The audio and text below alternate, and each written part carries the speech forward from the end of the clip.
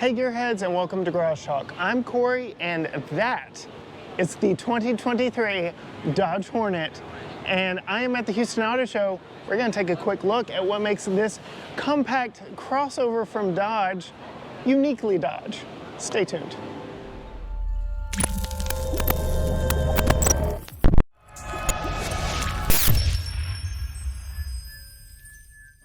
All right, gearheads, I am at the 2023 Houston Auto Show, and this is the new 2023 Dodge Hornet. And well, let's just get into it. This is Dodge's entry into the compact crossover segment.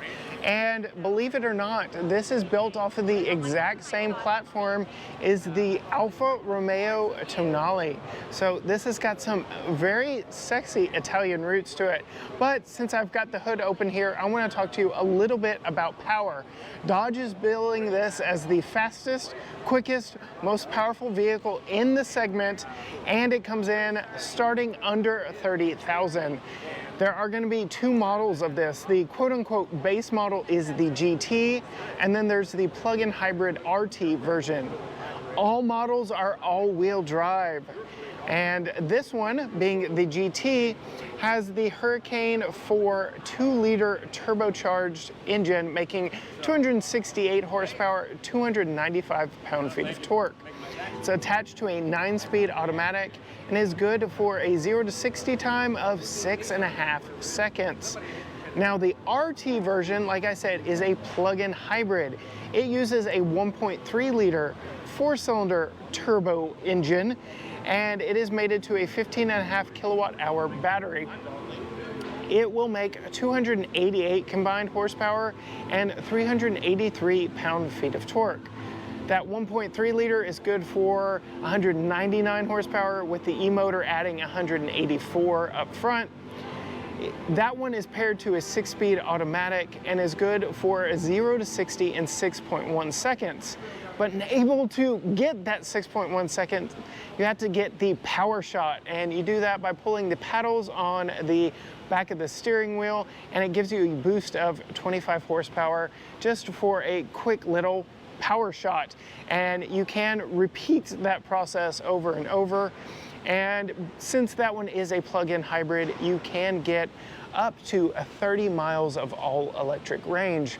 But I'm actually going to close the hood here and latch it all the way. So taking a look at the styling of this, and yeah, I still didn't get that hood closed, but very uniquely a Dodge in this respect. So since the hood is still open, I will show you these heat extractors on the hood. They are actually 100% functional.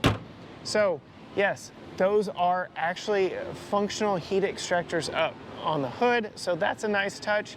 And then the first implementation on a brand new vehicle of the Dodge hash mark new logo here in the front. You get LED running lights, LED lights up front, very clean look. Again, this is built off of the Alfa Romeo Tonale platform, so this is a more Americanized version of the face of that very nice Italian vehicle. But you can see very Dodge, very recognizable as a Dodge, and has some of those unique elements to set it apart from its Italian cousins across the pond. Coming around to the side of this Blue Bayou painted model, this one has the black top package. So that gives you blacked out wheels, blacked out mirror caps, and Dodge is very proud of this Hornet badge, and because of the black top model, you do get a gloss black Hornet. Just gives a lot of character to what this vehicle is meant to do and be in the segment and for the Dodge brand. It is an angry little vehicle that, with those power numbers, is fairly competent. Move down here to the wheels. Again, part of the black top package are these wheels wrapped in Goodyear Eagle Sport. And these are two 25, 55, 18-inch rubber wrapped around these black wheels. You can see we've got disc brakes all the way around. And this is where you see the most resemblance to that Alfa Romeo Tonale. And we've already covered here on the channel. It was beautiful, it was green, I loved it. But yes, a lot of that, it translates here to the profile. And it is a very handsome vehicle all the way around. And moving back to the back here, a little bit more of that Dodge character and influence back here on the back. You can see that Dodge logo is illuminated back here on the full width LED taillights. Very nice look back here, and because of that black top package, we get the blacked out Hornet on the back and the GT badge back here. So yes, this is quote unquote the base model Dodge Hornet, being the GT, and it's good for a 0 to 60 time of 6.5 seconds. We open the hatch. It is a power operated hatch. You can see here we do have a callback to the 90s, I'd say, with a hard tonneau that is attached to the rear hatch, but gives you a nice bit of privacy from onlookers at your luggage back here in the back. And it is a rather good sized cargo compartment. In this GT model, it is 27 cubic feet with the seats up, 54.7 if you fold that 60-40 split bench down. If you get the plug-in hybrid, the electric components reduce the cargo space a little bit, down to 22.9 with the seats up and 50.5 with the seats down. So again, a little bit of that cargo space is taken up by the electrical components that make this a plug-in hybrid in that RT version. But you can see here we do have false load floor with our spare tire underneath. This thing is actually quite substantial, very hard panel right there, but typical rear cargo area in a CUV.